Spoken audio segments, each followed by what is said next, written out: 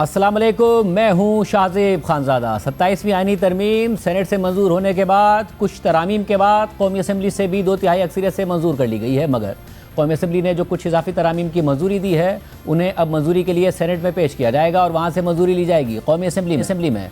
27वीं आईनी तरमीम पर 2 दिन बहस जारी रही और अरकान कौमी असम्बली ने आईनी तरमीम पर गुफ्तगू की। पीपल्स पार्टी के चेयरमैन बिलावल भुट्टो ज़रदारी ने भी आज असम्बली में खिताब किया और इस दौरान अपोजिशन एहतजाज करती रही। बिलावल भुट्टो ज़रदारी ने खिताब करते हुए कहा कि हम चार्टर ऑफ डेमोक्रेसी के नामुकम्मल वादे को मुकम्मल करने जा रहे हैं, आईनी अदालत बनाने जा रहे हैं। अपोजिशन को भी 27वीं आईनी तरमीम के अमल में हिस्सा लेना चाहिए था और अपना इनपुट देना चाहिए था। पाकिस्तान तहरीके इंसाफ के एतराज़ात के बाद पिछली दफा हमने आईनी अदालत के बजाय आईनी बेंच बनाया।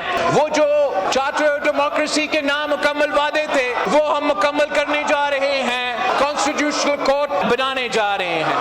आर्टिकल 243 में जो भारत को शिकस्त दिलवाने के बाद वजीर आजम साहब ने ये फैसला किया, हमारा आर्मी चीफ ऑफ स्टाफ को फील्ड मार्शल बनाएंगे। हम उस फील्ड मार्शल की रैंक को आईनी तहफ़्फ़ुज़ दिलवा रहे हैं। 18वीं तरमीम ने सूबे को हुकूक दिलवाए, हमारा जमहूरियत में फंडामेंटल रिफॉर्म्स लेकर आए। कंसेंसस की वजह से उस 18th अमेंडमेंट में इतना ताकत है, किसी का बाप भी चाहे वो 18वीं तरमीम को खत्म नहीं कर सकते। मुनासिब होता कि दूसरी सियासी जमातें खास तौर पे जो अपोजिशन से ताल्लुक रखते अपने आप को कहते हैं कि ये अपोजिशन का किरदार अदा कर रहे हैं। अपोजिशन का काम सिर्फ ये नहीं है कि वो अपने लीडर के लिए रोना धोना करे। अपोजिशन का काम सिर्फ ये नहीं है कि किसी एक कैदी को आपने रहा करवाना है। अपोजिशन का काम ये है हमें अकाउंटेबल रखे। अपोजिशन का किरदार है लेजिस्लेशन में। मैं बतौर पाकिस्तान पीपल्स पार्टी का चेयरमैन अपना फर्ज जितना हो सका मैंने मुमकिन पूरा कर दिया, मगर अपोजिशन का भी काम था कि वो भी उन कमेटीज में बैठते, वो भी मुझे बताते कि बिलावल साहब आपसे ये रह गया, आपका ये तजवीज गलत है, वो अपना मुस्बत इनपुट दे देते।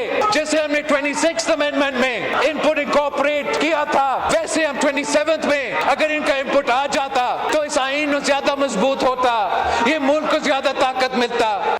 27वीं आईनी तरमीम की मंजूरी के बाद वज़ीर आज़म शहबाज शरीफ ने कौमी असम्बली के इजलास में बिलावल भुट्टो ज़रदारी की बात का जवाब देते हुए कहा कि सूबे मजबूत होंगे तो वफाक मजबूत होगा, और फिर उन्होंने अपना मौक़िफ़ भी रखा। मैं ये कहना चाहता हूँ कि इनकी और मेरी सोच या हमारी सोच में कोई फर्क नहीं। अगर सूबे मजबूत होंगे वफाक मजबूत होगा, वफाक मजबूत होगा सूबे मजबूत होंगे। लिहाजा यकीनन कुछ सवाल पैदा नहीं होता कि कोई यूनिलैटरली 18वीं तरमीम में या NFC अवार्ड में कोई तरमीम हो सके जब तक कि मुकम्मल मुशावरत ना हो। हमें उसका पूरी तरह एहतराम है और सूबे जितने भी आगे तरक्की करें हमें खुशी है। ना मैं NFC के ऊपर बात करूंगा, ना 18वीं तरमीम को बात करूंगा। मैं ये बात करूंगा वो चीज जो पाकिस्तान को और वफाक को मजबूत करती है मैं उसके साथ हूँ, जो पाकिस्तान और वफाक को कमजोर करती है मैं उसके खिलाफ उसके मैं आज सिर्फ एक बात फूड फॉर थॉट छोड़ के जा रहा हूँ। दहशतगर्दी का मुकाबला अफवाज पाकिस्तान कर रही हैं, लॉ इन्फोर्सिंग एजेंसी जो सूबों में वो भी करती हैं। इसी तरह आपकी रेंजर्स की जो फौज है, अगेन ए फेडरल एजेंसी, उनके तमाम अखराजात कौन बर्दाश्त करता है? फिक्र वफाक 100% रेंजर्स की तनख्वाहें हैं, उनके अखराजात कौन बर्दाश्त करता है? ना फिक्र वफाक। बिलावल भुट्टो साहब की खिदमत दर्ज करूंगा और तमाम साथियों की कि हम बैठेंगे अलहदा, बैठ के बात करेंगे और जहाँ पर अपना चारों इकाइयाँ जो हैं वो नहीं मानेंगी, मेरी क्या हैसियत है कि मैं उसके खिलाफ जाऊँ। आज वज़ीर कानून आदम नज़ीर तारड़ ने कौमी असम्बली में खिताब करते हुए कहा कि आइन के आर्टिकल 6 में वफाकी आइनी अदालत को शामिल करके इबहम को दूर कर दिया गया है। आज कुछ मज़ीद तरामीम पेश करेंगे जिससे यह वाज़ेह हो जाएगा कि मौजूदा चीफ जस्टिस याया अफरीदी ही चीफ जस्टिस ऑफ पाकिस्तान होंगे। इसके बाद वज़ीर कानून ने तरमीमी बिल की तहरीक असम्बली में पेश की और स्पीकर कौमी असम्बली अयाज सादिक ने शिकवार मंजूरी ली। तरमीम के हक़ में 234 अरकान ने वोट दिया और मुखालफत में 4 वोट आया। हम बात यह कि साबिक वज़ीर आज़म नवाज शरीफ भी आज कौमी असम्बली के इजलास में शरीक हुए और वोटिंग के अमल का हिस्सा बने, लेकिन वोटिंग के अमल के दौरान अपोजिशन ने कौमी असम्बली के इजलास का बॉयकॉट किया। नवाज शरीफ ने अपना कोई मौक़िफ़ नहीं दिया, खामोशी से आए और फिर वोट दिया और चले गए। अपोजिशन 27वीं आईनी तरमीम की मुखालफत कर रही है। आज पार्लियामेंट के बाहर तहरीक इंसाफ के चेयरमैन बैरिस्टर गौहर खान ने गुफ्तगू करते हुए कहा कि हमने ऐलान किया हुआ है कि हम इस अमल का हिस्सा नहीं बनेंगे, हम एहतजाज भी करेंगे, वॉकआउट भी करेंगे। हमने ऐलान किया हुआ है हम इसका प्रोसेस का हिस्सा नहीं बनेंगे, हम वॉकआउट भी करेंगे, एहतजाज भी करेंगे और जो स्पीचेज है उसमें पार्टिसिपेट भी करेंगे। उसके अंदर रह के एहतजाज क्यों नहीं किया जा सकता? नहीं, वो देखो हाउस में भी एहतजाज करेंगे, फिर वॉकआउट भी करेंगे। आज हुकूमत ने सेनेट से मंजूर होने वाले बिल में मजीद कुछ और तरामीम तजवीज़ की, जिनकी कौमी असम्बली ने मंजूरी दे दी। कौमी असम्बली से आज जो इजाफी तरामीम मंजूर कराई गई हैं, उनके मुताबिक आर्टिकल 6 की ज़ैली शिक 2A में तरमीम करके सुप्रीम कोर्ट और हाई कोर्ट्स के साथ साथ वफाकी आईनी अदालत को भी पाबंद कर दिया गया है कि वो संगीन गद्दारी को जायज़ करार नहीं देगी। इसके अलावा आर्टिकल 176 में मजीद तरमीम करके ये लिख दिया गया है कि मौजूदा चीफ जस्टिस आया अफरीदी ही चीफ जस्टिस ऑफ पाकिस्तान कहलाएंगे। सेनेट से तरमीम शुदा आइन के आर्टिकल 260 में मजीद तरमीम करके ये लिख दिया गया है कि वफाकी आईनी अदालत और सुप्रीम कोर्ट के चीफ जस्टिस में से जो भी सीनियर होगा वही चीफ जस्टिस ऑफ पाकिस्तान कहलाएगा। ये तरामीम अब सेनेट से मंजूर होंगी। इससे पहले जो तरामीम सेनेट से मंजूर हुई थी, उनके मुताबिक आइन के आर्टिकल 17 में लिखा है कि अगर वफाकी हुकूमत ये ऐलान करे कि कोई सियासी जमात पाकिस्तान की खुद मुख्तारी या सालमियत के खिलाफ कायम की गई है या काम कर रही है, तो वफाकी हुकूमत इस ऐलान के 15 दिन के अंदर अंदर ये मामला सुप्रीम कोर्ट को भेजेगी और इस हवाले से सुप्रीम कोर्ट का फैसला हतमी होगा। लेकिन अब 27वीं तरमीम में सुप्रीम कोर्ट की जगह वफाकी आईनी अदालत लिख दिया गया है। यानी अब किसी जमात को कलअदम करार देने का मामला सुप्रीम कोर्ट के बजाय वफाकी आईनी अदालत को जाएगा और इसका फैसला हतमी होगा। आइन के आर्टिकल 93 में तरमीम की गई है, जिसके मुताबिक वजीर आजम 5 के बजाय 7 मुशीर मुकर्रर कर सकेंगे। इसके अलावा आर्टिकल 175 में तरमीम के तहत सुप्रीम कोर्ट के जजेस की तकर्रुरी के लिए जुडिशल कमीशन ऑफ पाकिस्तान में ये अराकीन शामिल होंगे: वफाकी आईनी अदालत के चीफ जस्टिस, सुप्रीम कोर्ट के चीफ जस्टिस, वफाकी आईनी अदालत और सुप्रीम कोर्ट का एक अगला सीनियर तरीन जज, वफाकी आईनी अदालत या सुप्रीम कोर्ट का एक जज जिसे वफाकी आईनी अदालत के चीफ जस्टिस और सुप्रीम कोर्ट के चीफ जस्टिस की जानिब से मुश्तरका तौर पर 2 साल के लिए नामजद किया जाएगा। और अगर इस पैराग्राफ के तहत किसी जज को नामजद ना किया जा सके तो मुतल्लिका चीफ जस्टिस अपने एक नामजद उम्मीदवार का नाम कमीशन के सामने पेश करेंगे और कमीशन अक्सरियत से उन नामजद उम्मीदवारों में से किसी एक जज को मुंतखब करेगा। इस आर्टिकल के तहत नामजद किया गया सुप्रीम कोर्ट का कोई जज वफाकी आईनी अदालत का जज नामजद कर दिया जाए तो उसकी जगह वफाकी आईनी अदालत या सुप्रीम कोर्ट का कोई दूसरा जज कमीशन के रुकन के तौर पर नामजद कर दिया जाएगा। इसके अलावा वफाकी आईनी अदालत के चीफ जस्टिस और सुप्रीम कोर्ट के चीफ जस्टिस में से जो ज़्यादा सीनियर होगा वो जुडिशल कमीशन का सरबराह होगा। इनकी सीनियरिटी बतौर चीफ जस्टिस उनकी तकर्रुरी की तारीख से तय की जाएगी और अगर दोनों की तकर्रुरी की तारीख एक ही हो तो फिर उनकी सीनियरिटी बतौर हाई कोर्ट जज तकर्रुरी की तारीख से मुतय्यन की जाएगी। अगर सुप्रीम कोर्ट का चीफ जस्टिस या कोई जज वफाकी आईनी अदालत के जज के तौर पर नामजद कर दिया जाए तो उसकी जगह उससे अगला सीनियर तरीन जज जुडिशल कमीशन का रुकन बनेगा। इससे पहले 26वीं आईनी तरमीम में सुप्रीम कोर्ट के 3 सीनियर मोस्ट जजेस को जुडिशल कमीशन का रुकन बनाया गया था। इसके अलावा 27वीं आईनी तरमीम के तहत ऐसी खातून या गैर मुस्लिम शख्स जो पार्लियामेंट का रुकन ना हो मगर बतौर टेक्नोक्रेट पार्लियामेंट का रुकन बनने की अहलियत रखता हो, उसे कौमी असम्बली के स्पीकर की जानिब से जुडिशल कमीशन में 2 साल के लिए नामजद किया जाएगा। पहले ये शर्त सिर्फ सेनेट का रुकन बनने की अहलियत तक महदूद थी। सेनेट से मंजूर होने वाले तरमीमी बिल के मुताबिक वफाकी आईनी अदालत और सुप्रीम कोर्ट के चीफ जस्टिस का तकर्रुर खुसूसी पार्लिमानी कमेटी करेगी और ये तकर्रुर बिल तरतीब वफाकी आईनी अदालत या सुप्रीम कोर्ट के 3 सीनियर तरीन जजेस में से किसी का किया जाएगा। कमेटी नामजद उम्मीदवार का नाम वजीर आजम को भेजेगी जो वो नाम सदर मुमलिकत को तकर्रुर के लिए इरसाल करेंगे। ये शर्त रखी गई है कि अगर इस शिक के तहत नामजद किया गया जज चीफ जस्टिस बनने से इनकार कर दे तो उसे रिटायर्ड तस्वुर किया जाएगा और फिर उनके बाद के 3 सीनियर तरीन जजेस पर गौर किया जाएगा। यह अमल उसी तरह जारी रहेगा जब तक कि वफाकी आईनी अदालत या सुप्रीम कोर्ट के चीफ जस्टिस का तकर्रुर ना हो जाए। मजीद ये भी शर्त है कि सदर मुमलिकत वजीर आजम के मशवरे पर वफाकी आईनी अदालत के पहले चीफ जस्टिस को सुप्रीम कोर्ट के जजेस में से मुकर्रर करेंगे। वफाकी आईनी अदालत के जजेस की पहली बार तकर्रुरी सदर मुमलिकत करेंगे जो वजीर आजम के मशवरे और वफाकी आईनी अदालत के चीफ जस्टिस से मुशावरत के बाद अमल में आएगी। इसके अलावा 27वीं आईनी तरमीम में आइन के आर्टिकल 175 में ज़ैली शिक ई शामिल की गई है, जिसके मुताबिक आइन के आर्टिकल 199 को मुतासिर किए बगैर अगर वफाकी आईनी अदालत ये समझे कि बुनियादी हुकूक के निफाज से मुताल्लिक अवामी अहमियत का कोई सवाल दरपेश है तो उसे हुक्म जारी करने का इख्तियार हासिल होगा।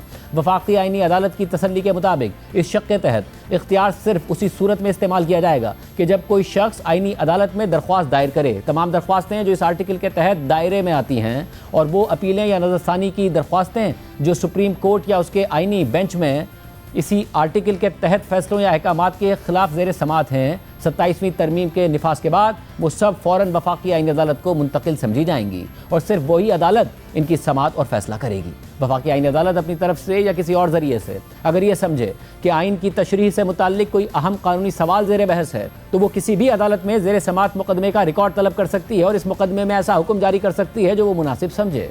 27वीं आईनी तरमीम के ज़रिए आइन में एक नया चैप्टर 1A शामिल किया गया है जिसमें वफाकी आईनी अदालत के क़याम का जिक्र है और उसमें लिखा है कि वफाकी आईनी अदालत के जजिस की तादाद पार्लियामेंट के ज़रिए तय की जा सकती है और जब तक ऐसा नहीं होता ये तादाद सदर मुमलिकत मुकर्रर कर सकते हैं। ये शर्त रखी गई है कि वफाकी आईनी अदालत में हर सूबे से जजिस की तादाद बराबर होगी और इस्लामाबाद हाई कोर्ट से कम एक जज ज़रूर शामिल होगा। तमाम इस्लामाबाद हाई कोर्ट से आने वाले जजिस की तादाद किसी सूबे से आने वाले जजिस की तादाद से ज़्यादा नहीं होगी।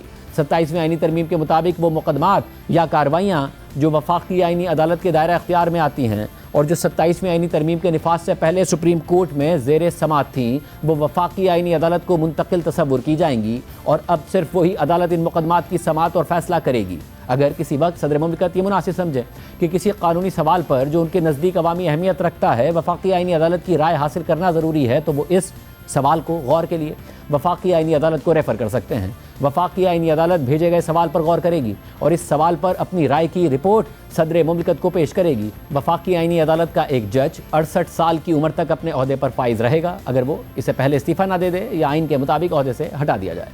वफाकी आईनी अदालत के चीफ जस्टिस की मुद्दत मुलाजमत 3 साल होगी या जब तक वो इससे पहले इस्तीफ़ा ना दे दे या 68 साल की उम्र को ना पहुँच जाए या आइन के मुताबिक बरतरफ ना कर दिया जाए।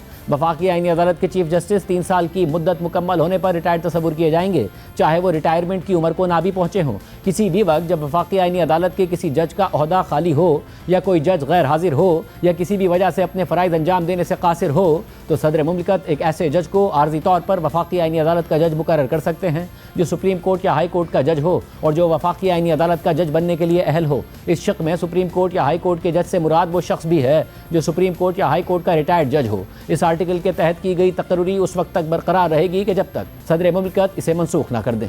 27वीं आईनी तरमीम में आइन से आर्टिकल 184 ख़त्म कर दिया गया है जिसके शिक नंबर 3 के तहत सुप्रीम कोर्ट को अस खुद नोटिस लेने का इख्तियार हासिल था। इसके अलावा आइन के आर्टिकल 198 में तरमीम की गई है जिसके तहत वफाकी आईनी अदालत का फैसला सुप्रीम कोर्ट समेत तमाम अदालतों पर बाइंडिंग होगा, जबकि सुप्रीम कोर्ट का फैसला वफाकी आईनी अदालत के अलावा तमाम अदालतों पर बाइंडिंग होगा। इसके अलावा आइन के आर्टिकल 200 में तरमीम की गई है। तरमीम के मुताबिक सदर मुमलिकत जुडिशल कमीशन की सिफारिश पर और उसके तय करदा शराइत के मुताबिक किसी हाई कोर्ट के जज को एक हाई कोर्ट से दूसरी हाई कोर्ट में ट्रांसफ़र कर सकते हैं। इस मकसद के लिए दोनों हाई कोर्ट्स के चीफ जस्टिस भी जुडिशल कमीशन के रुकन होंगे। लफ्ज़ जज से मुराद चीफ जस्टिस नहीं है, ताहम उसमें वो जज शामिल है जो किसी हाई कोर्ट के कायम मकाम चीफ जस्टिस के तौर पर खिदमत अंजाम दे रहा हो। ट्रांसफ़र किए गए हाई कोर्ट के जज की सीनियरिटी उसकी बतौर हाई कोर्ट जज पहली तकर्री की तारीख से शुमार की जाएगी। ये शर्त भी रखी गई है कि किसी जज को ऐसी हाई कोर्ट में मुंतकिल नहीं किया जाएगा जहां मुंतकली के बाद वो उस हाई कोर्ट के चीफ जस्टिस से ज़्यादा सीनियर हो जाए। कोई हाई कोर्ट का जज जो अपना ट्रांसफ़र कबूल नहीं करता उसके खिलाफ आर्टिकल 209 के तहत 30 दिन के अंदर कार्रवाई की जाएगी और इस मुद्दत के दौरान वो अपने फ़राइज़ अंजाम नहीं दे सकेगा जब तक कि सुप्रीम जुडिशल काउंसिल अपना फैसला जारी ना कर दे।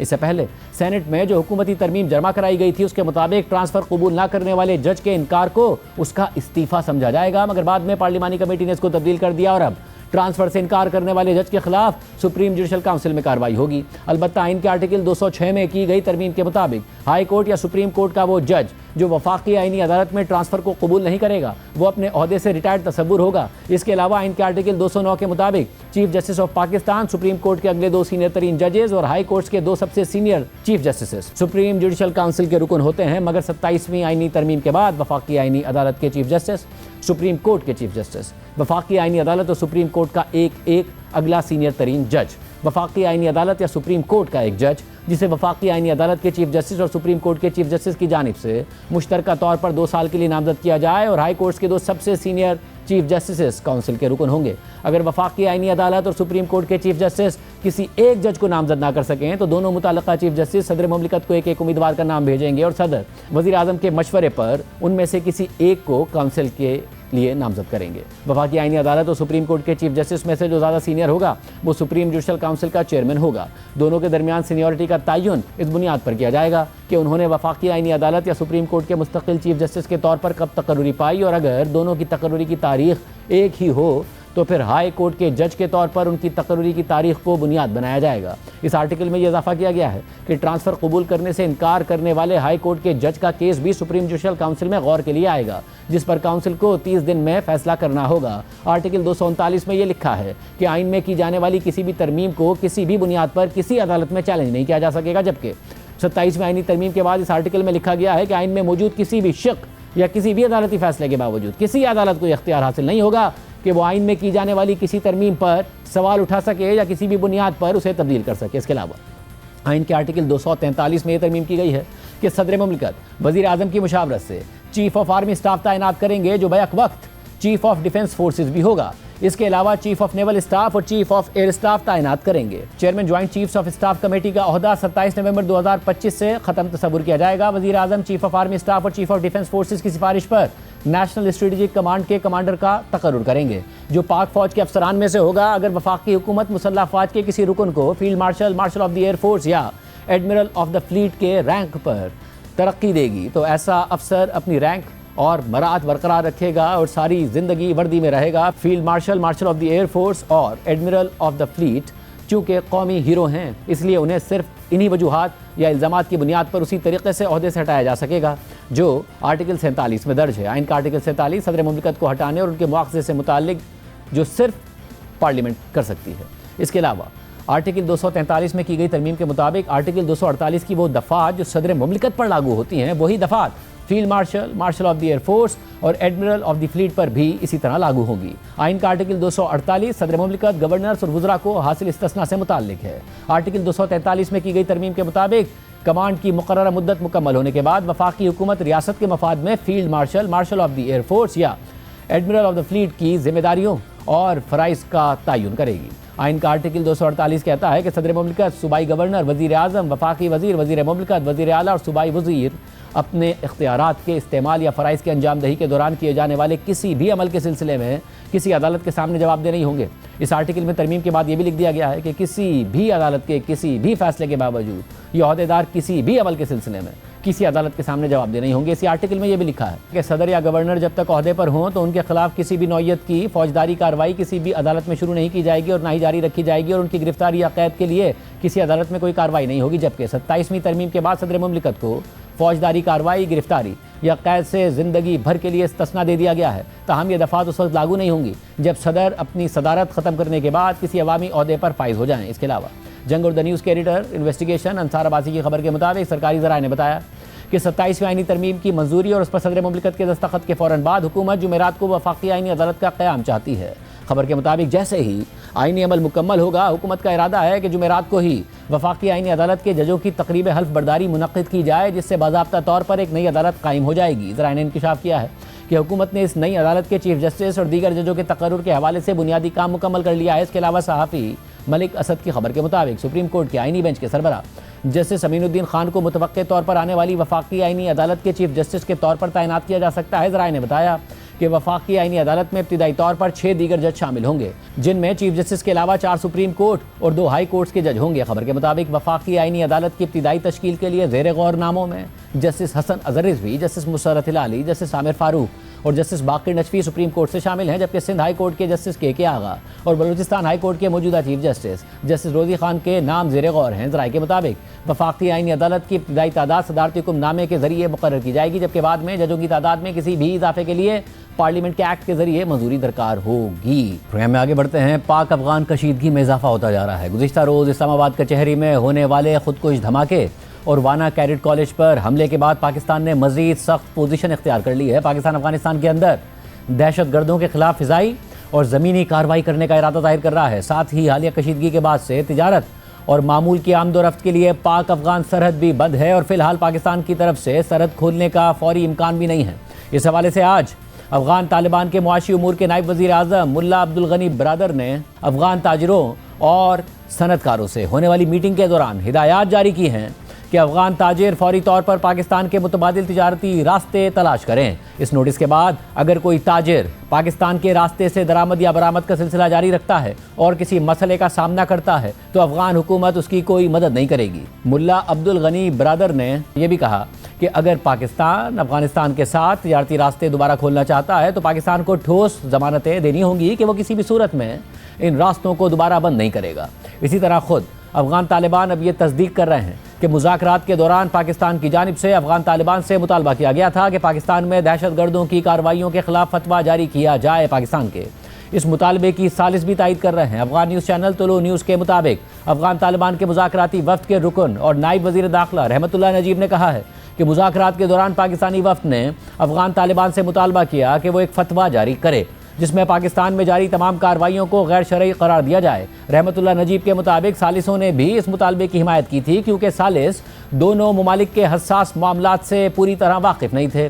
ताहम अफगान वफ्द ने भी उसूली तौर पर तो इस बात से इत्तफाक किया कि फतवा जारी किया जा सकता है, लेकिन साथ ही वजाहत की गई कि ऐसा फतवा जारी करना दारुल इफ्ता की जिम्मेदारी है और इस बॉडी का कोई भी फैसला इस्लामी कानून की बुनियाद पर होगा, ना कि किसी की जाती ख्वाहिश पर होगा। और ये बात शायद पाकिस्तानी वफ्द के लिए काबिल कबूल नहीं थी और इन्हीं इख्तलाफात की वजह से मुज़ाकरात बगैर किसी नतीजे के ख़त्म हो गए। मगर इस्तांबुल मुज़ाकरात में इस नाकामी के बाद वज़ीर दिफा ख्वाजा आसिफ ने कहा था कि अब सीज़ फायर सिर्फ उस वक्त तक बरकरार है कि जब तक अफगान सरजमीन से पाकिस्तान में दहशत गर्दी की कार्रवाई नहीं होगी। लेकिन कल और परसों पाकिस्तान में इस्लामाबाद और वाना में दहशत गर्दी के 2 बड़े वाक़यात हो गए हैं, जिस पर कल हमारे प्रोग्राम में रद्द अमल देते हुए वज़ीर दिफा ख्वाजा आसिफ ने कहा कि इस्लामाबाद और वाना में दहशत गर्दी के बाद हम मजबूर हो गए हैं कि इसका जवाब दें। पाकिस्तान अब अफगानिस्तान के अंदर कार्रवाई कर सकता है। हम अफगानिस्तान के अंदर ज़मीनी और फ़िज़ाई कार्रवाई करते रहे हैं, जिसे आने वाले दिनों में बढ़ाएंगे। आज का वाक़या है इस्लामाबाद में, इसके अलावा वाना में, और जब पाकिस्तान ये कह रहा है कि अफगान के इससे इशारे मिल रहे हैं और वहीं से वो कांटेक्ट में भी थे, क्या पाकिस्तान रिस्पॉन्ड करेगा? इंशाल्लाह, यानी पाकिस्तान स्ट्राइक कर सकता है जो पनागाहें हैं अफगानिस्तान में इन वाक़यात के बाद? जी बिल्कुल कर सकता है। उसको रूल आउट नहीं करना चाहिए। बाज़ औक़ात इन हॉट परसूट जो है हम अफगान टेरिटरी के अंदर भी फिजिकली भी और एरियल भी जो है हम रिटेलिएट करते हैं और इंशाल्लाह ताला आने वाले वक्तों में इसको इंटेंसिफाई करेंगे हम। साथ ही आज कौमी असम्बली से 27वीं आईनी तरमीम की मंजूरी के बाद वज़ीर आज़म शहबाज शरीफ ने अपने खिताब के दौरान पाक अफगान तनाज़े पर भी बात की। वज़ीर आज़म ने कहा कि हम चाहते हैं कि अमन कायम हो और अफगानिस्तान भी उसमें शरीक हो, मगर ये नहीं हो सकता कि वो हमसे झूठे सच्चे वादे करें मगर दहशत गर्दों को लगाम न दें।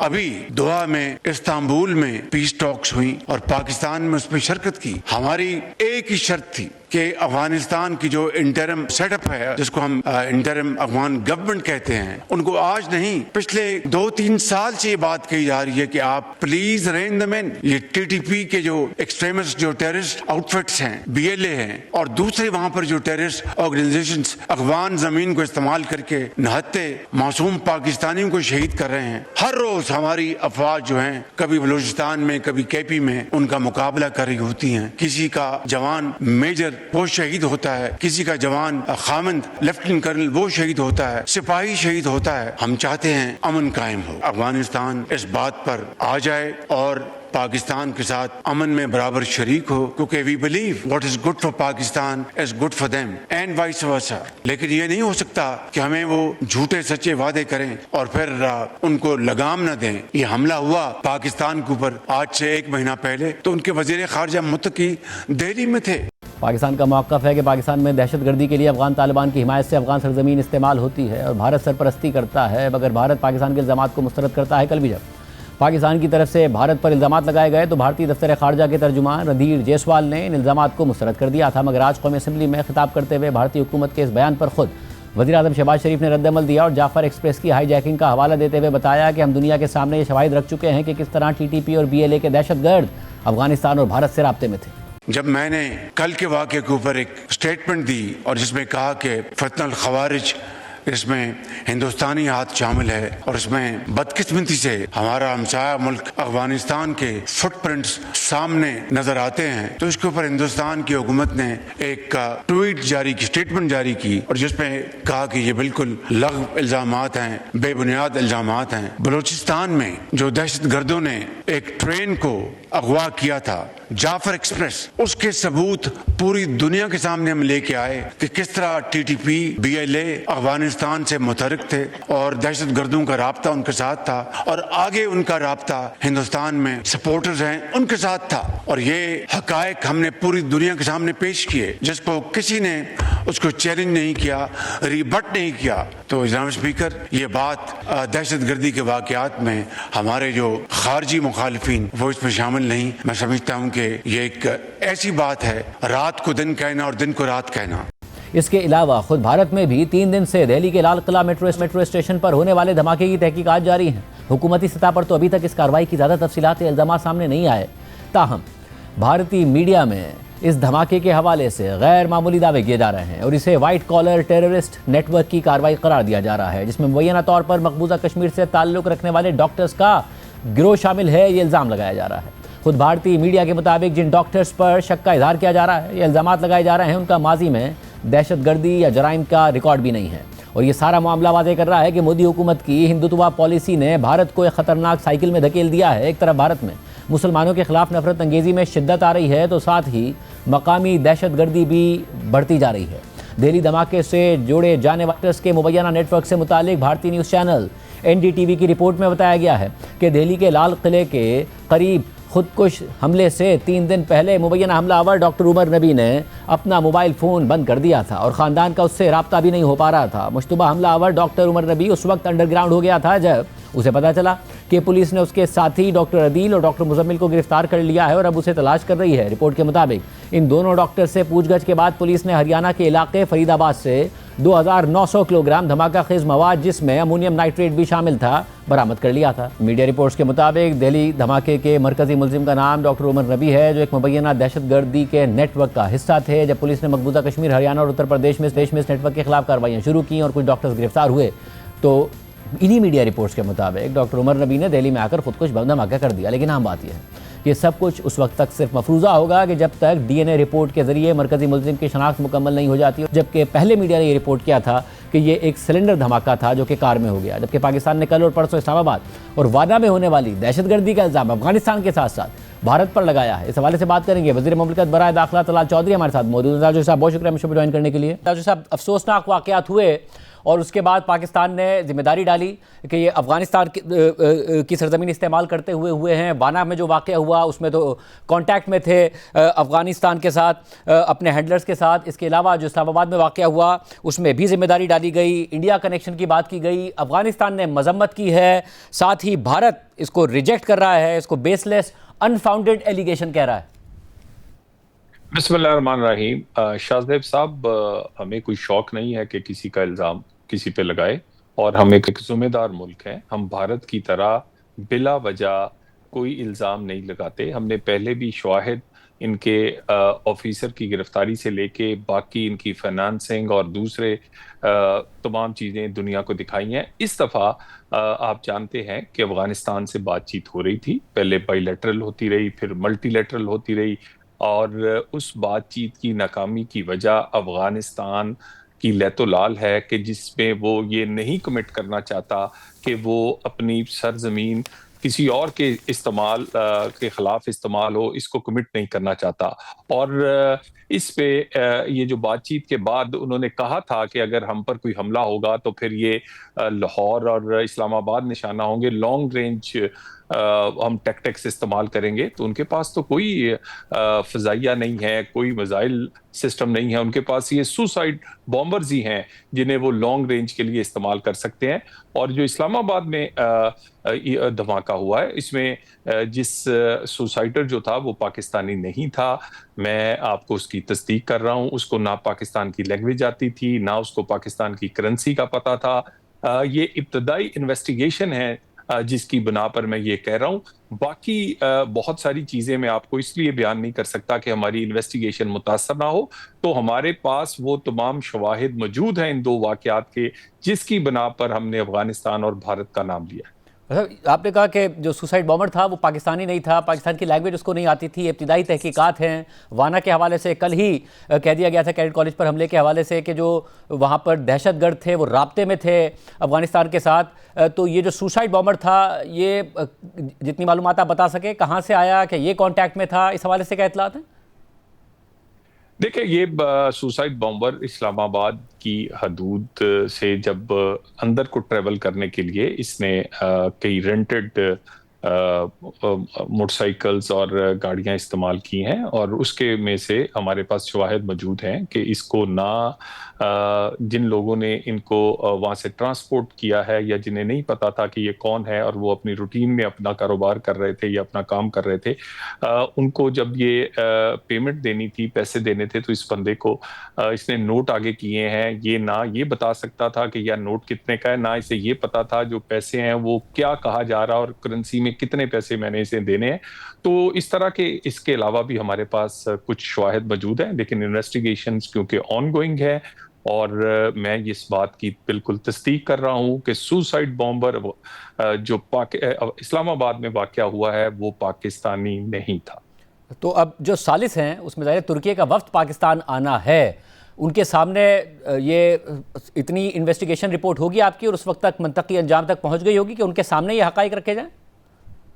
देखिए, हमने ये हकाइक दुनिया के सामने रखे हैं, इसीलिए दुनिया ने वो टीटीपी हो या बीएलए हो, उन्हें कालादम जमाते करार दिया है। और हमारे शवाहिद जो हैं वो इतने मजबूत और उसकी तस्दीक बैनुल अक़वामी तमाम ममालिक ने करने के बाद उन्हें बैन किया है। उन्हें तो इसी तरह हम ये भी बिल्कुल अगर वो चाहेंगे तो अपनी मालूमात उनसे शेयर करेंगे। वैसे नहीं, ये बैन तो इस बुनियाद पर हुए ना कि दहशतगर्दी करते हैं। सालिसों के आगे तो पाकिस्तान का मुकदमा ये है कि ये अफगानिस्तान की सरजमीन इस्तेमाल करते हैं, वहां से इनको फैसिलिटेट किया जाता है।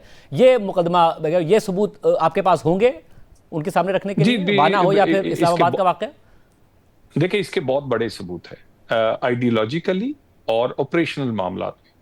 टीटीपी जो है वो अफगान हुकूमत और अफगान जो तालिबान है उनके साथ दोनों तरह अलाइंड है, आइडियोलॉजिकली भी और ऑपरेशनल भी। आइडियोलॉजिकली किस तरह? हैबतुल्लाह साहब जो हैं उनके ये बैत शुदा टीटीपी है, उनको ये बैत।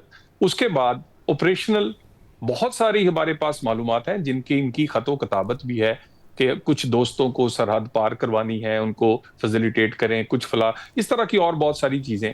और इसी तरह देखिए, ये तो डिनाई नहीं करते। जब काबुल में स्ट्राइक होती है तो वहां पर जो उसके बाद वीडियो बयान आता है कि मैं महफूज हूं, भी अगर स्ट्राइक कहीं और जगह हो तो फिर ये कहने की क्या जरूरत है कि मैं महफूज हूं, तारीख भी बताए और सब कुछ बताया जाए। और इसी तरह के इससे पहले जो सबसे पहले नेगोशिएशन हुई थी टीटीपी के साथ 2022-23 में, उसमें कौन फैसिलिटेटर था? अफगान हुकूमत उसमें या इंटरिम हुकूमत उसमें फैसिलिटेटर थी। और उसके बाद बैत भी इनकी हो, फैसिलिटेशन भी इनकी हो, नेगोशिएशन के लिए भी ये हमें बार बार कहें और अभी भी ये हमें कह रहे हैं कि प्लेट फुल है।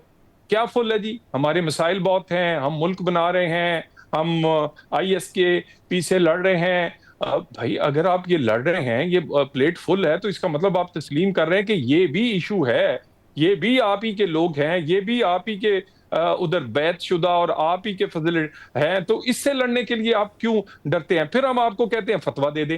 भाई, अगर आपके पास वो लोग मौजूद नहीं, अगर आपकी वो बैत में नहीं, अगर आपकी वो आपका हिस्सा नहीं, और तो फिर आप उनके अगेंस्ट फतवा देने से क्यों कतराते हैं? क्या आपने आईएसकेपी को से लड़े? क्या आपने उन्हें नहीं मारा? मारा है आपने। क्या आपने शुमाली इत्तेहाद के लोगों को नहीं मारा? मारा है। यानी जो आपका जिसे आप अपना दुश्मन समझते हैं उसको तो मारते हैं। और इसको इनके लिए आप हेजिटेशन क्यों दिखाते हैं? हमारे पास बेशुमार शवाहिद हैं और जो गुफ्तगू आखिरी हुई है वहां पर हमने पूरा चांस दिया है कि मुज़ाकरात और अमन को चांस दिया जाए। 3 दफा ड्राफ्ट बदले गए हैं इनके कहने पे। 19 घंटे की बातचीत में ये तस्लीम करते थे और उसके बाद फिर लिखने पे या लिखकर आगे बढ़ने से गुरेज करते थे।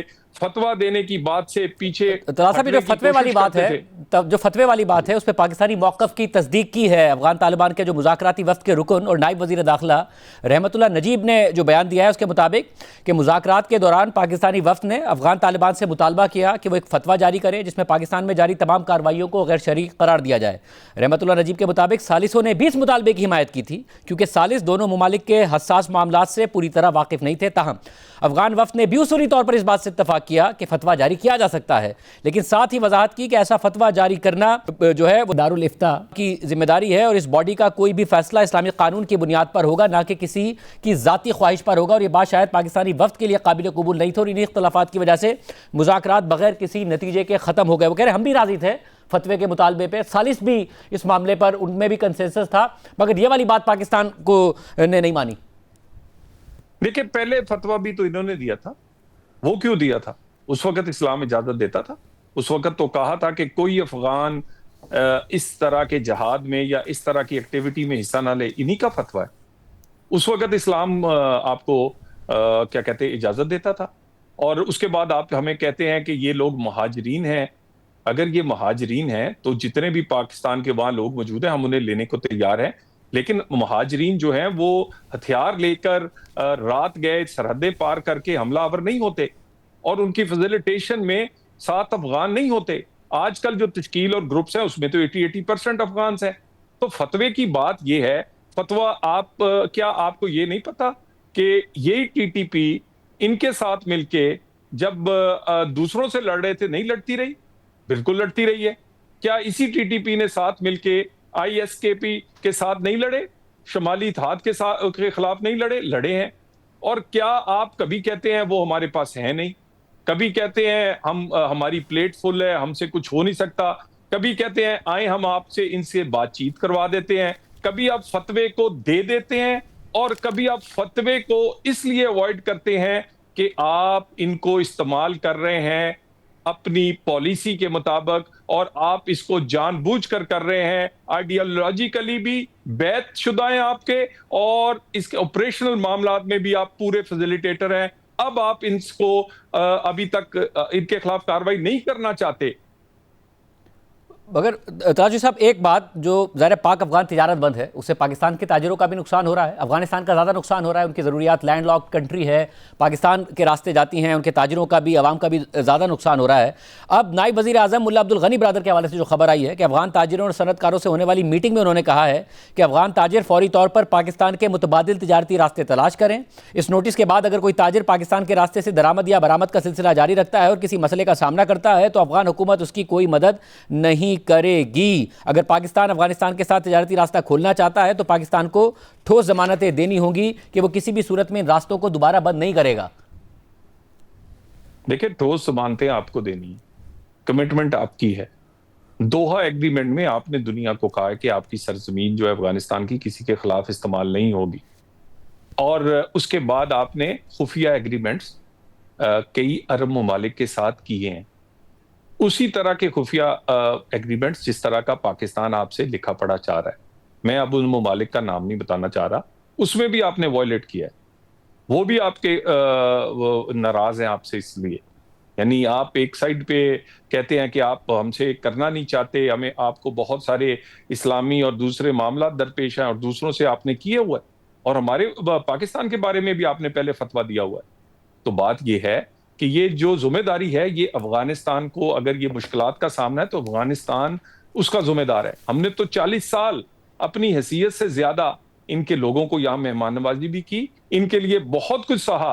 पाकिस्तान का जितना दहशतगर्दी में नुकसान हुआ, इतना तो पाकिस्तान बनते हुए पाकिस्तान का इतना जानी और माली नुकसान नहीं हुआ था।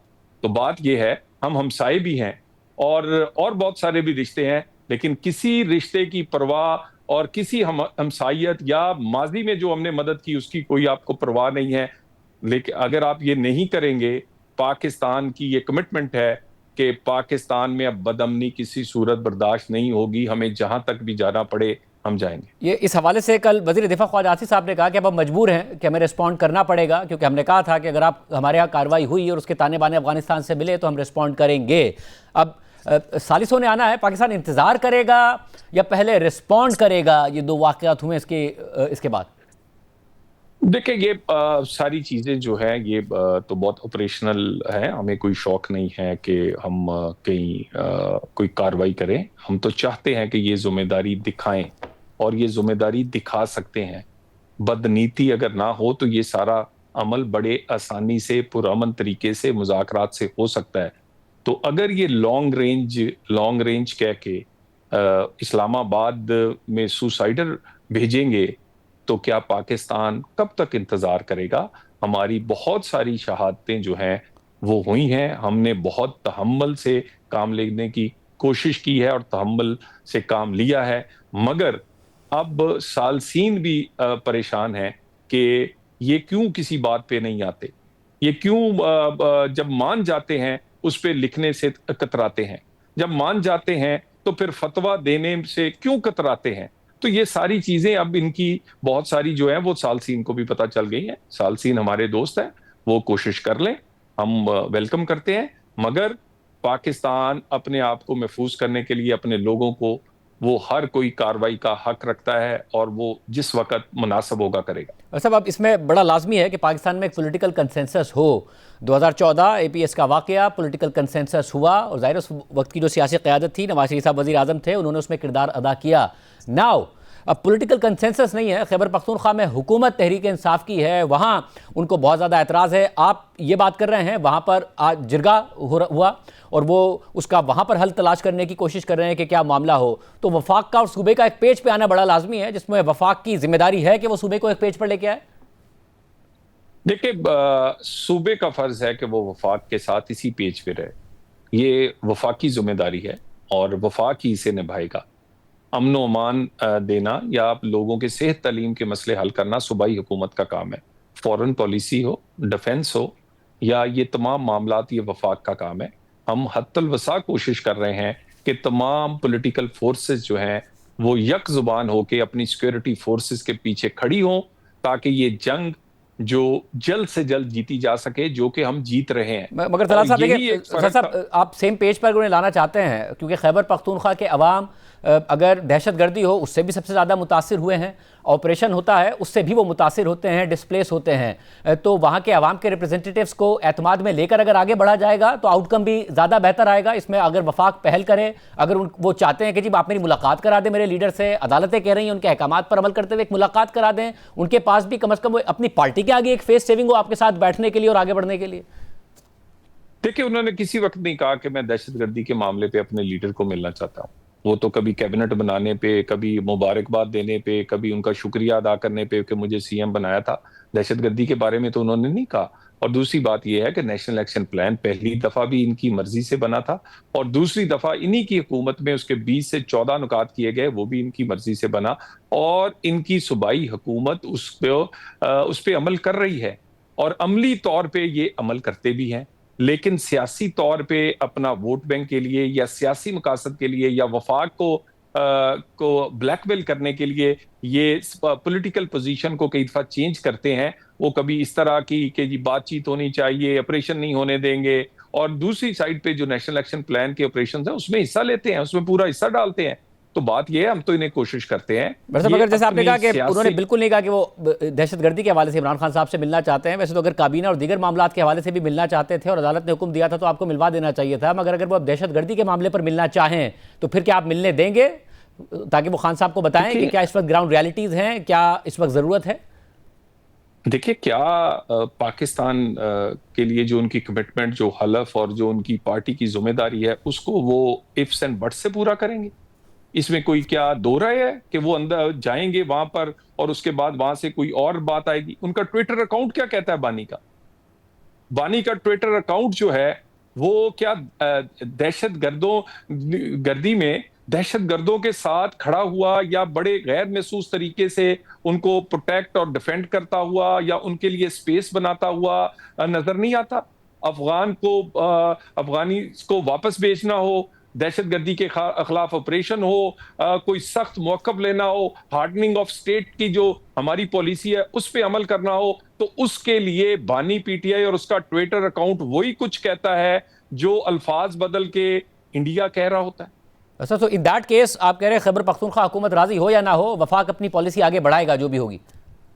ये सिर्फ वफाक की पॉलिसी नहीं, ये पूरे पाकिस्तान की पॉलिसी है। पाकिस्तान की तमाम सियासी जमातें इसमें उन्होंने तस्लीम किया है और ये नेशनल एक्शन प्लान जो है पीटीआई की गवर्नमेंट में बनाया गया है और इस पे तमाम अमल कर रहे हैं और इस पे अमल होता रहेगा। इसके लिए कोई इफ्स एंड बट्स हमें काबिल कबूल नहीं है। कार्रवाइयां हो रही हैं, होती रहेंगी तब तक कि जब तक दहशतगर्दी खत्म ना हो। ये भी एक्सपोज हो रहे हैं। ये किसके साथ खड़े हैं? ये क्या दहशतगर्दी की जो रेड लाइन है ये पाकिस्तान के साथ खड़े हैं या ये और कुछ करना चाहते हैं? मुझे ये बताइए, वाना का इंसिडेंट हो या इस्लामाबाद का वाकया, क्या इन लोगों के खिलाफ कार्रवाई करने में कोई हमें मुलाकातों की जरूरत है, कोई मीटिंग्स की जरूरत है? तयशुदा तरीके हैं जिस पे अमल की जरूरत है और अमल हो रहा है और होता रहेगा। वैसे हमने ज़ाहिर तहरीक इंसाफ के रहनुमा को इस हवाले से प्रोग्राम में आने की दावत दी, कोई नहीं आया, आते तो उनके सामने सवाल रखते और उनको जवाब देने का मौका मिलता। आखिरी में पाकिस्तान ने इस्लामाबाद का जो वाक़या और दो वाक़यात हुए हैं उसमें जो भारतीय कनेक्शन है उसकी बात की है, मगर भारत ने इस इल्ज़ाम को मुस्तरद किया है।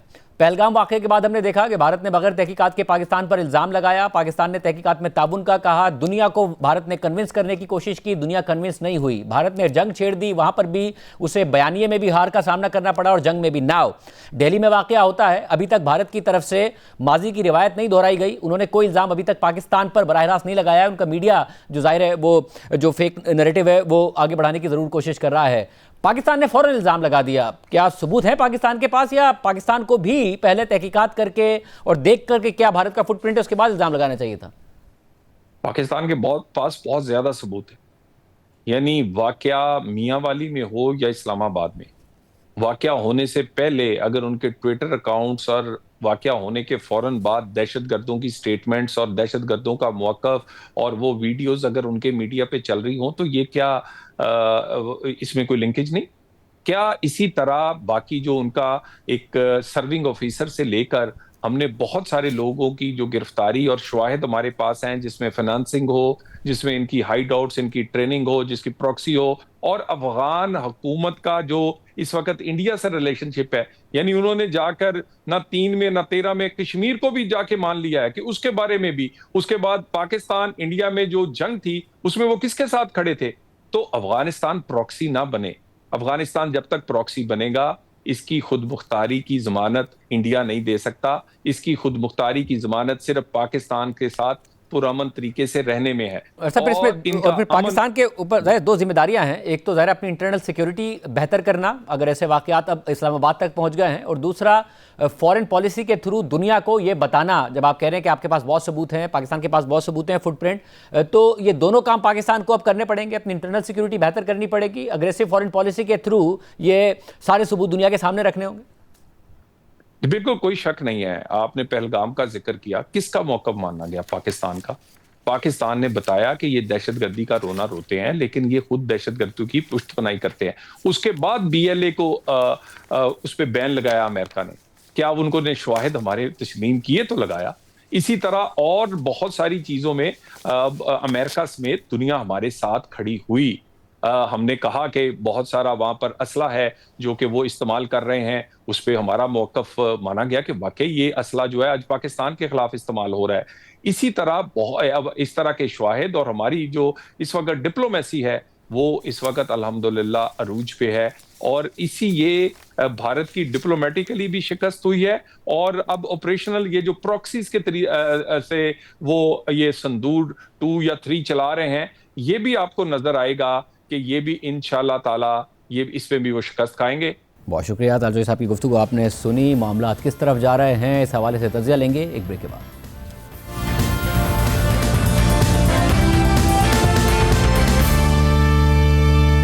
पाकिस्तान और अफगानिस्तान के दरमियान मामला किस तरफ जा रहे हैं, हमारे साथ सीनियर साहब तज़कियाकार, सिक्योरिटी और अफगान उमूर पर नज़र रखने वाले सहाफ़ी इफ्तिखार फिरदौस साहब मौजूद हैं। इफ्तिखार फिरदौस साहब बहुत शुक्रिया मुझे ज्वाइन करने के लिए।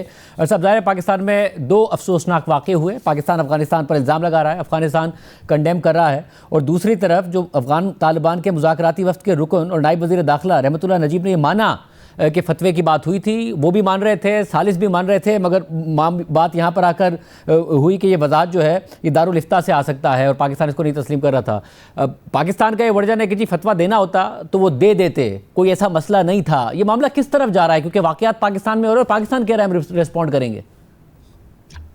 शाहजेब साहब, आज सुबह हमने देखा कि काबुल से एक प्रेस कॉन्फ्रेंस की जो है वो भरमार थी।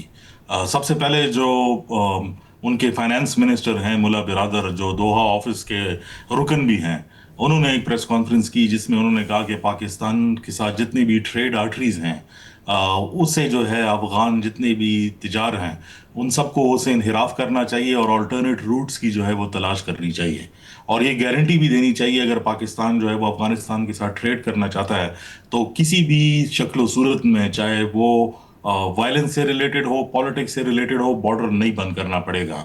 इसके अलावा उन्होंने जो है पाकिस्तानी जो फार्मास्यूटिकल जो अद्वियात हैं उनके ऊपर जो है वो पाबंदी लगा दी और ये ऑर्डर भी दिए कि अगले 3 महीने तक जितने भी काउंटर्स हैं उसमें से पाकिस्तानी अद्वियात जो है वो ख़त्म कर देनी चाहिए।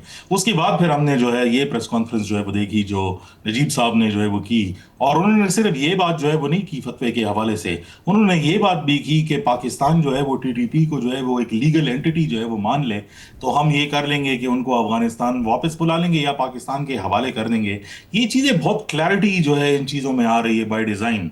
और पाकिस्तान तो गालिबन तुर्की के जो वफद है उसका इंतजार कर रहा है इस टाइम पर कि वो आएंगे और शायद बातचीत जो है वो आगे बढ़े, लेकिन जो मैसेजिंग अफगानिस्तान की साइड से जो है वो हो रही है उसमें बहुत क्लैरिटी है कि वो किसी भी तर्ज पर जो है वो टीटीपी को पाकिस्तान के हवाले नहीं करेंगे, ना उनके खिलाफ कोई एक्शन लेने के लिए तैयार है। और अगर ऐसी कोई बात होती भी तो ये बात नहीं करते कि उनको एक लीगल एंटिटी जो है करार दिया जाए, बल्कि उन्होंने इस दर्जे तक बोला कि उनको एक पॉलिटिकल पार्टी के तौर पर जो है वो आप तस्लीम कर ले। मतलब ये कि वो पाकिस्तान के जो सिक्योरिटी के मामलात हैं और जो पाकिस्तान की सिचुएशन है उसमें टीटीपी को एक एंटिटी जो है वो बनाना चाहते हैं। तो मुझे नहीं लगता कि ये ताल्लुकात जो है वो बेहतरी की तरफ जा रहे हैं, और कंसिस्टेंटली अफगानिस्तान की तरफ से ऐसे बयानात आ रहे हैं। हमारी तरफ से जो पाकिस्तान की साइड है फिलहाल जो है हमने कोई ऐसी स्टेटमेंट जो है वो नहीं देखी, और गालिबन इसी का इंतजार है कि सालसीन दोबारा आएंगे और कोई बातचीत का आगाज होगा। लेकिन ये एक डेड एंड मुझे नजर आ रहा है शाजिद साहब। अच्छा, और जो डेड एंड है उसमें ज़ाहिर है एक कंसर्न पैदा हो जाता है। पाकिस्तान ने बहुत ज़्यादा दहशतगर्दी देखी है, हज़ारों जानें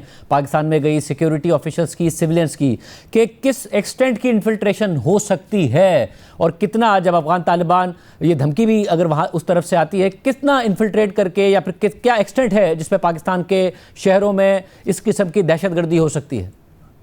देखिए, एक वाकया तो आपने जिक्र कर दिया जो फेडरल कैपिटल के बस में, इस्लामाबाद के बस में जो है वो हुआ जिला कचहरी के अंदर कल, एक अफसोसनाक वाकया। लेकिन हम ये देख रहे हैं कि एक कंसिस्टेंट मूवमेंट है बॉर्डर्स के ऊपर, और ख़ुसूसी तौर पर जो नॉर्थ और साउथ वजीरिस्तान के जो बॉर्डर्स हैं वहाँ पर हम नॉन स्टेट एक्टर्स की एक बहुत बड़ी मूवमेंट देख रहे हैं। लिहाजा कोशिश जो यही की जा रही है, जो पैटर्न नज़र आता है कि इंगेजमेंट जो है वो एक साइड से नहीं होगी बल्कि मल्टीपल साइड से होती हुई जो है वो नज़र आ रही है।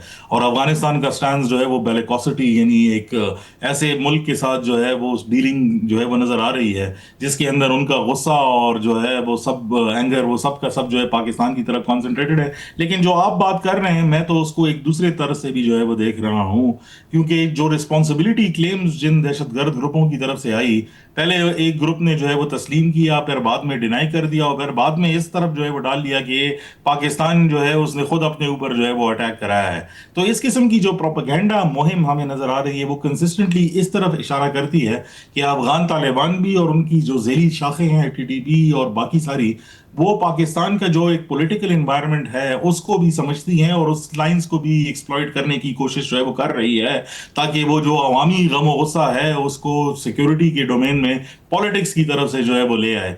तो एक ओवरऑल पूरे एक मुहिम नजर आ रही है, और वो सिर्फ अफगानिस्तान से नहीं बल्कि इंडिया से भी वो होती हुई नजर आ रही है। उसमें कोई शक नहीं है कि जो भी प्रोपेगेंडा अफगानिस्तान की तरफ से आता है या इंडिया की तरफ से आता है, दोनों ममालिक के जितने भी अकाउंट्स हैं, ऑफिशियल हैं या अनऑफिशियल हैं, अब तो उसमें कोई बात जो है वो रही नहीं, क्योंकि अफगानिस्तान ने बहुत ब्लेटेंटली इन सारी बातों का जो है वो जिक्र किया है और डायरेक्टली पाकिस्तान को सारी चीज़ों के लिए जो है वो ब्लेम किया है। वैसा फिर ऐसी सूरत हाल में जब आप कह रहे हैं कि आपको मुज़ाकरात से कोई उम्मीद नहीं, डेड एंड नज़र आता है, और हुकूमत का भी तकरीबन यही मौक़िफ़ है कि उन्हें उम्मीद कोई बहुत ज़्यादा है नहीं, मगर सालिस आ रहे हैं तो उन्हें वेलकम किया जाता है। नाउ फिर दूसरा ऑप्शन जिसको वज़ीर दिफा ने कहा कि पाकिस्तान मजबूर है अब कि कार्रवाई करे, कि अफगानिस्तान के अंदर इन हाइड आउट्स को टारगेट करना, क्या इससे कोई सॉल्यूशन निकल सकता है? अफगान तालिबान पे कोई प्रेशर पड़ सकता है? देखिए, जो पाकिस्तान का होमवर्क है शाहजेब, अगर हम बहुत ऑनेस्टली जो है वो बात करें तो जो काइनेटिक्स होते हैं, जो यानी जंग की सूरत हाल होगी, आप जाके टारगेट भी करेंगे, वो सिर्फ सारे मसले का सिर्फ 20% जो है वो होता है। 80% जो है वो आपको फिर भी डिप्लोमेटिक चैनल्स और सोशियो पॉलिटिकल चैनल्स इस्तेमाल करने पड़ेंगे। अगर आज आप ये सोचते हैं कि अफगानिस्तान के अंदर जो है वो हम जाकर तालिबान की लीडरशिप को टारगेट करेंगे और वहां पर एक लीडरशिप वाइड जो है वो क्रिएट हो जाता है, तो उस सूरत हाल में भी उसका जो आउटफॉल है वो पाकिस्तान के बॉर्डर्स के ऊपर जो है वो पड़ेगा। मुझे तो ये करंट सिचुएशन ऐसे ही नजर आती है कि इसमें शायद हम कन्वेंशनल जंग की तरफ नहीं जा रहे बल्कि एक लॉन्ग स्टैंडिंग प्रॉक्सी वॉरफेयर्स की तरफ जा रहे हैं, जिसमें ऐसे ग्रुप्स होंगे जो ग्रेटर पावर गेम का भी हिस्सा होंगे, और वो सिर्फ पाकिस्तान के लिए खतरा नहीं बल्कि रीजनल और ग्लोबल एक्टर्स के लिए भी खतरे अब जो है वो बनेंगे। बहुत शुक्रिया। काफ़ी साहब की गुफ्तगू आपने सुनी। नज़र आ रहे हैं आज के प्रोग्राम में इतना ही। अल्लाह हाफ़िज़।